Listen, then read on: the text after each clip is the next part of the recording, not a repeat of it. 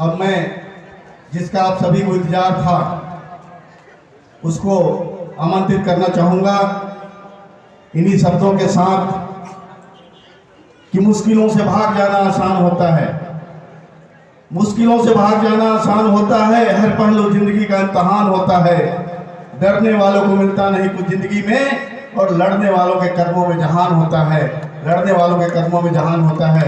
ऐसे हमारे यशस्वी विधायक पूर्व सैनिक भाई राम कुमार टोप्पो जी को आमंत्रित करना चाहूँगा कि आप आएँ और अपनी बातों को आप सभी के बीच में रखें। जोरदार तालियों से स्वागत कीजिएगा। युवा बिना खाने का नहीं लड़ सकता, ऐसा महसूस हो रहा है।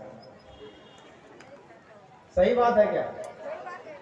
लेकिन हमने तो कुछ और सुना है कि भारत देश के युवा 7 दिन तक बिना खाना और बिना पानी के लड़ सकता है, वर्ल्ड रिकॉर्ड है।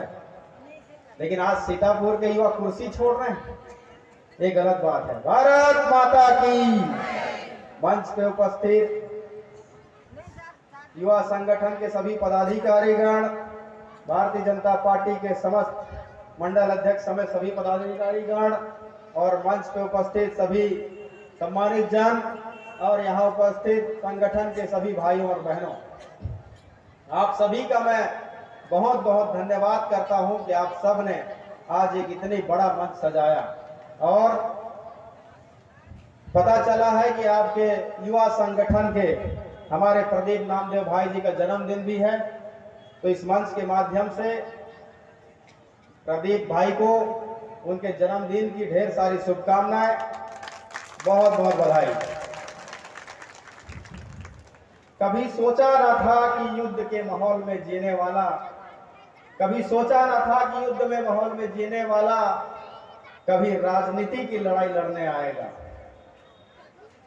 गोलियों की बौछार में जीने वाला कभी फूलों के बौछार के गली से गुजरेगा।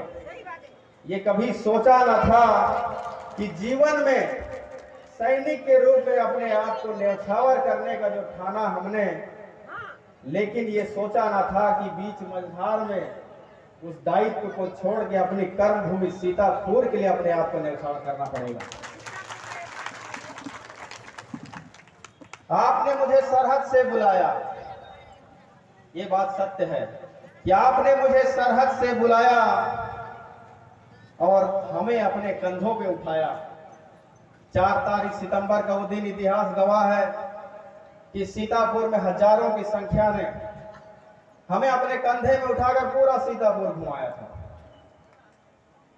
और केवल कंधों में नहीं बिठाया,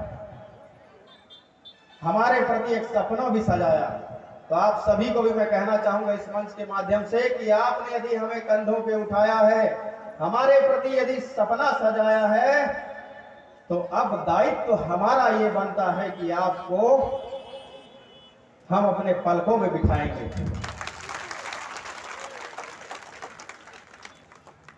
आप सब ने इस अवैध किला, जिसको अवैध किला कहा जाता था, यहां आज तक भारतीय जनता पार्टी का कमल कभी खिल नहीं पाया, लेकिन आपने भारतीय जनता पार्टी के साथ कदमों से कदम मिलाकर, कंधे से कंधा मिलाकर युवा शक्ति का परिचय देते हुए 76 साल बाद रिकॉर्ड कायम में आपने अभिन्न योगदान दिया। इसके लिए मैं बहुत बहुत आभार व्यक्त करता हूं, धन्यवाद करता हूं। ये बात एकदम सत्य साबित होता है कि युवा चाहे तो कुछ भी कर सकता है। यदि युवाओं का परिचय चंद लाइनों में दिया जाए तो कहा जा सकता है कि युवा है हम और हमें अपना हुनर मालूम है, जहां खड़े होते हैं वहीं से रास्ता निकल जाता है। ये आपके लिए समर्पित है, और आपने वाकई में जहां खड़े हुए वहीं से रास्ता निकाल दिया, और 76 साल बाद वो भी 1, 2, 4, 5 वोटों से नहीं, आपके सहयोग से 17,000 वोट से लीड करके आपने योगदान दिया है। इस योगदान के साथ साथ आपको एक और योगदान हम मांगना चाहेंगे, क्योंकि ये जीत सीतापुर की थी, लेकिन अब जो लड़ाई आने वाली है वो पूरे भारत देश की लड़ाई है, और पूरे भारत देश किसके हाथों में जाने वाला है ये हम निर्णय करने वाले हैं। इसलिए आप सभी युवा साथियों, युवा संगठन से मैं निवेदन करूंगा कि इस भारत के सुरक्षितम लड़ाई के लिए आप सब हमारा साथ दें, और आपने जो प्रस्ताव दिया आपने जिस विश्वास के साथ हमें लाया है, इस विश्वास में हम सदैव खरा उतरने का प्रयास करेंगे। आप सबसे हम वादा करते हैं। साथियों, कहते हैं कि कभी अवसर बदल जाते हैं, कभी अवसर बदल जाते हैं, कभी मौसम बदल जाते हैं, परिस्थितियां बदल जाती हैं, लेकिन एक अच्छा खिलाड़ी हर मौसम में खेलने का हुनर रखता है। ये युवाओं के लिए हमें हर मौसम में खेलने वाला खिलाड़ी बनना है। चाहे कितना भी गरीबी आ जाए, चाहे कितना भी परिस्थिति बिगड़ जाए, चाहे शादी के लिए कोई ठुकरा दे या कोई रिश्ते कोई ठुकरा दे, लेकिन मौसम इस हालात में कभी आपको हार नहीं मानना। हमारे जीवन की एक घटित घटना बताते हैं आपको। हमारा रिश्ता किसी के घर गया था शादी के न्योता लेकर, लेकिन उन्होंने हमें पूछा, हमारे परिवार से पूछा कि लड़का क्या करता है, कितनी जमीनें हैं, और लास्ट में जाते जाते उन्होंने सिर्फ एक संदेश देकर भेज दिया कि अपने औकात में रिश्ता करना चाहिए। और मैं उनका धन्यवाद करता हूं कि आज उस औकात की तलाश में राम कुमार टोपो यहां तक पहुंचा है।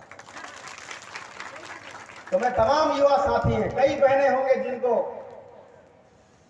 प्रस्ताव आया शादी का और वो रिजेक्ट करके चले गए, लेकिन बहनों, आप सबको मैं बताना चाहता हूं कि उस रिजेक्शन से आपको मायूस होने की जरूरत नहीं है। आपको खुशी होना चाहिए कि कोई राजा आपका इंतजार कर रहा था, इसीलिए रिजेक्ट हुआ रिश्ता।